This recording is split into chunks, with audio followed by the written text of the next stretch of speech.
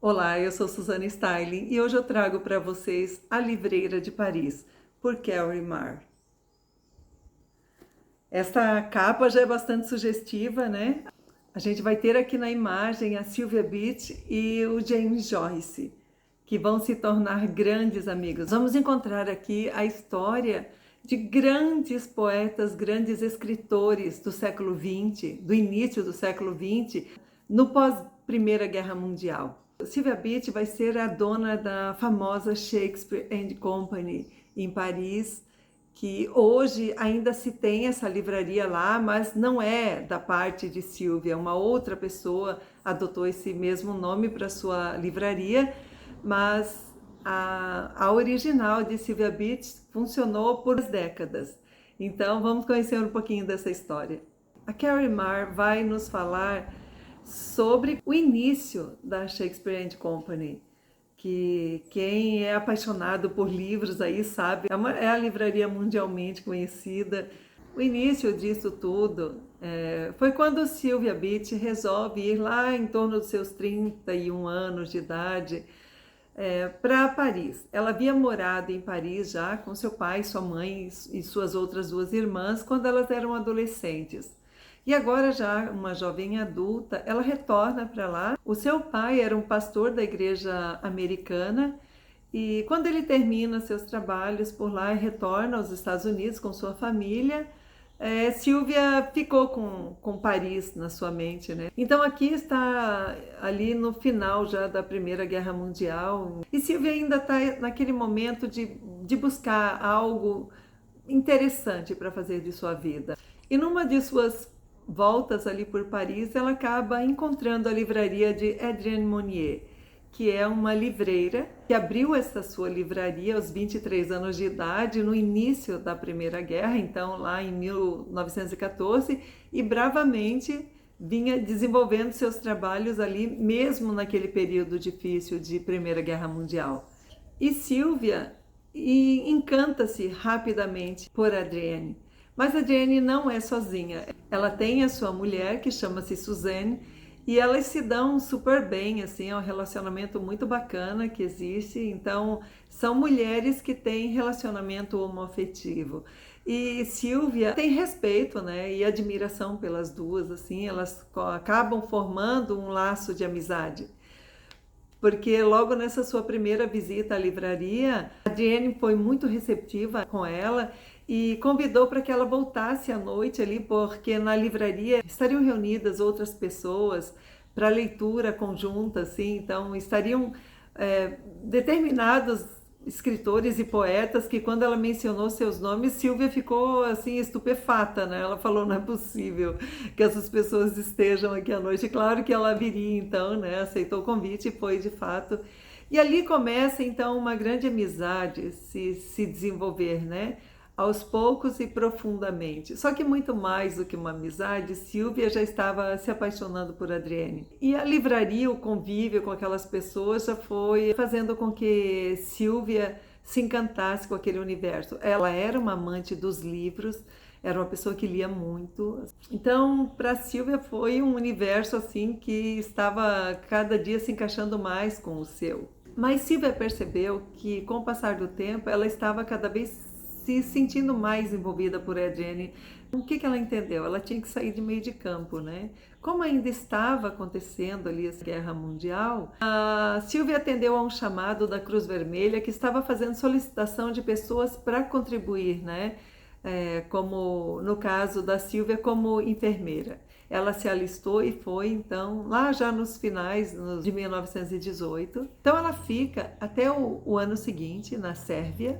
Sylvia, enquanto fazia seus atendimentos, cuidava dos feridos, costurava botões de uniformes, enfim, qualquer serviço que ela pudesse executar, ela acabou pensando em abrir uma livraria de língua francesa em Nova York. Então, pronto, ela começou a firmar aquilo em sua mente. Mas quando ela retorna a Paris, ela se depara com uma notícia revolucionária para a vida dela, que Suzanne, que era parceira de Adrienne, havia falecido. Então, a partir disso, Sylvia entende que tem uma nova possibilidade para a vida dela ali em Paris. A pessoa que ela amava agora estava desimpedida, só que passaria ainda por um longo período de luto, a Adrienne. E Silvia começou a falar para ela sobre esse seu plano, né, de ir para Nova York, abrir essa livraria de língua francesa. Mas nessas conversas outros pensamentos foram vindo para Silvia, né? E ela entendeu algo diferente. Pera lá, por que não fazer o contrário, já que ela gostava tanto de Paris, que ela ia sofrer saindo dali? Então ela falou, por que não abrir em Paris uma livraria de língua inglesa? Então, assim, aqueles grandes escritores da época, que não tinham tradução para o francês, teria-se a oportunidade de trazê-los ali, né? Trazer seus livros dali para aqueles franceses que falavam o idioma inglês. Então, era aquela coisa, seria como que uma importadora de livros, né? E assim ela fez. Então, essas duas, no longo da vida, elas se tornaram parceiras para a vida inteira. Silvia e Adrienne, elas acabaram, sim, se tornando um casal, né? Foi um amor muito bonito que elas experienciaram a vida inteira. E muito respeito, muita ajuda, assim, uma dava muito suporte para a outra, sabe? Elas tinham um equilíbrio muito bacana, as duas juntas funcionavam assim muito bem. E o que aconteceu? A Sylvia Beach acaba dando à sua livraria o nome de Shakespeare and Company. E a exemplo do que acontecia na livraria de Adrienne, a Sylvia Beach ela começou a receber grandes artistas. Sabe aquela famosa geração perdida de escritores, de pensadores, né, de artistas dos Estados Unidos que iam para Paris nessa época de Primeira Guerra e pós-Primeira Guerra, porque ali era uma terra de grandes oportunidades na época, era uma cidade que brilhava. Então era muito comum que os escritores iniciantes dos Estados Unidos fossem para essa capital francesa, né, naqueles anos. Então, a Sylvia Beach, ela sempre foi extremamente acolhedora. Ela tinha essa personalidade de quem gosta de ajudar, de fazer bem ao próximo, e era isso que ela fazia na livraria. Ela acolhia muitas vezes esses novos escritores que ainda nem de longe imaginavam, né, que seriam assim, que ganhariam tão grande fama mundialmente. Eles chegavam lá sem não ter nem onde dormir muitas vezes. E assim, ela fazia como a Adrienne fazia também na sua livraria, que era fazer grandes saraus, fazer leitura conjunta, né, no final do dia, à noite. Então eles faziam grandes eventos assim culturais dentro dessas livrarias, né? Mas a Shakespeare and Company foi um ícone, né? Então ali iam brotando esses seres especialíssimos como Fitzgerald, como Hemingway, como Eliot. E esses estavam iniciando os seus primeiros escritos, alguns já estavam com algum livro publicado, né? Mas não se tinha ainda, ninguém tinha ainda despontado realmente na literatura mundial. E foi muito legal que tudo foi crescendo, se desenvolvendo junto. Então, aquilo ali era um forno de produzir coisa boa, entende? Tudo que saía dali era fantástico, assim. Até que aparece James Joyce ali na livraria de Sylvia Beach. Enquanto ela estava ali na casa dos seus 32 anos de idade, 31, James Joyce, ele estava já indo para os seus 40 anos de idade. Ele já estava há algum tempo publicando partes da sua famosa obra Ulisses, né? Ulisses é, assim, a obra que arrebentou cabeças, né, no século XX. Ele ia escrevendo e publicando em periódicos, que isso era muito comum na época. Os autores escreviam e iam colocando partes, né, dos seus romances em jornais, assim, então semanalmente, e as pessoas assim acompanhavam. Mas o que James Joyce estava produzindo estava incomodando profundamente os americanos. James Joyce é um irlandês, mas era assim um expatriado, né? Ele já estava há muitos anos longe da Irlanda, não gostava muito, ele tinha uma bronca com o seu país. Aqui no livro nunca fica muito claro a razão, mas ele vivia praticamente em Paris, assim, morou também um pouco na Itália, morou um pouco na Suíça, mas Paris era o seu habitat.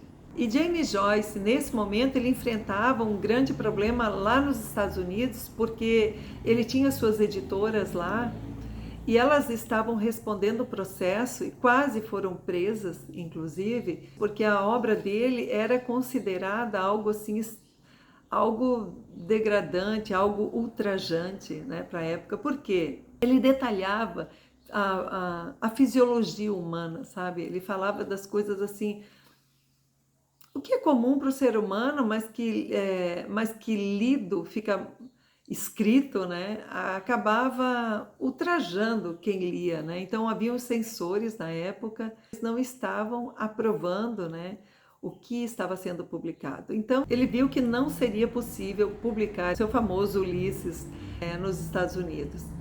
E Sylvia Beach, desde o início, teve uma grande afinidade com James Joyce. Os dois se gostaram muito. James Joyce, ele demonstra muita infantilidade, assim. Ele demonstra um lado muito infantil, muito egoísta, muito egocêntrico. Mas Sylvia gosta muito dele. E ele é gente boa com ela também, com outros, mas não sei, ele não deixa de ter essa particularidade, assim. E vai ter um momento aqui que a gente vai ter muita raiva dele. E Sylvia, quando ela se depara com essa situação de James Joyce, que ele não consegue publicar o seu livro, ela resolve encarar. Ela bate no peito e diz: espera lá, eu vou editar o seu livro, eu vou ser a sua editora, né? A Shakespeare and Company vai ser a sua editora. Então, de livreira, ela passa a ser, nesse momento, uma editora. Ela busca informações, né? Vê lá pelos meios legais como que ela faria isso possível. Enfim, ela acaba publicando Ulisses, ali na França. E James Joyce, assim, a alegria dele foi infinita, porque ele estava já para completar 40 anos no ano de 1922, e ele queria que em fevereiro, então, em fevereiro era o mês do seu aniversário, ele queria que em fevereiro de 1922 esse livro fosse lançado, né, que tudo ficasse ok. E a Sylvia conseguiu correr atrás de tudo, enfim, e deu tudo certo. Ele conseguiu escrever também suas páginas finais, porque tinha isso, né? Ele não estava ainda finalizado. Enfim, foi uma coisa incrível que eles viveram ali. O que a Sylvia fez por ele foi muita coisa. James Joyce, ele nunca soube cuidar muito do seu dinheiro. Ele era bastante irresponsável no quesito dinheiro, ele bebia pra caramba, ele tinha, assim, altos problemas, até passou a ter problemas em casa, porque embora sua esposa gostasse muito dele, os dois se gostavam muito, mas ela começou a se irritar bastante com esse negócio das bebedeiras dele, sabe, com dinheiro que ele não sabia cuidar, e por aí vai. Esses problemas vão aparecendo e Sylvia sempre está do lado dele, sempre segurando a onda, sabe? Só que vai ter um momento que vai acontecer um revés e James Joyce vai ser meio sacana com ela. Vai ser meio, não, ele vai ser totalmente sacana com ela. Ele acaba buscando outros editores depois, né, passado todo aquele tempo da censura, ele quis publicar nos Estados Unidos e quis que ela abrisse mão de ser a editora dele. Isso causou um desgaste forte nessa amizade. Então tem um momento do livro que você fica com muita raiva dele, mas acontece uma coisa final aqui nesse livro. No último momento, ele vai ter um gesto que vai assim se redimir, sabe? No meu coração e certamente no coração de Sylvia. Como a história acaba ali, você não fica assim detalhando, né, o que ela sentiu, mas não precisa que diga, porque é impossível você não sentir o que certamente ela estava sentindo, sabe? Foi uma coisa assim, um momento de redenção.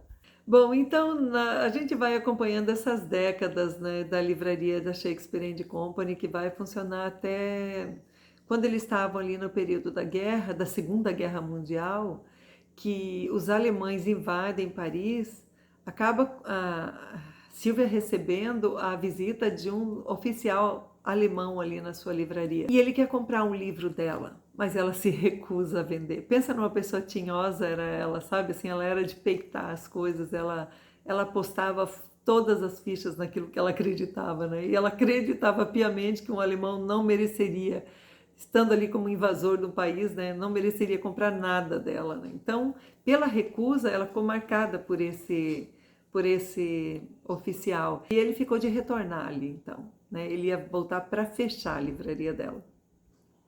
Mas o que aconteceu? Ela e aqueles grandes amigos que a vida inteira passaram ali com ela, né? Eles ficaram sabendo que tinha acontecido esse episódio, se juntaram rapidinho, eles tiraram tudo que tinha na livraria dela, subiram naquele mesmo prédio, eles jogaram, acho que para o quarto andar, colocaram todos os livros, toda a decoração, tudo, pintaram a loja, pintaram a fachada, apagaram tudo e simplesmente deram perdido nos alemães, porque eles não sabiam mais onde ela estava, né? Eles nunca encontraram ela. Aqui fica a minha forte recomendação para que você conheça os grandes escritores, os grandes cérebros do século XX. Você vai ter aqui uma infinidade de referências de outras obras, de tantos outros escritores, que é um suco de alegria. Ele tem um pouco menos que 400 páginas, mas você lê num piscar de olhos.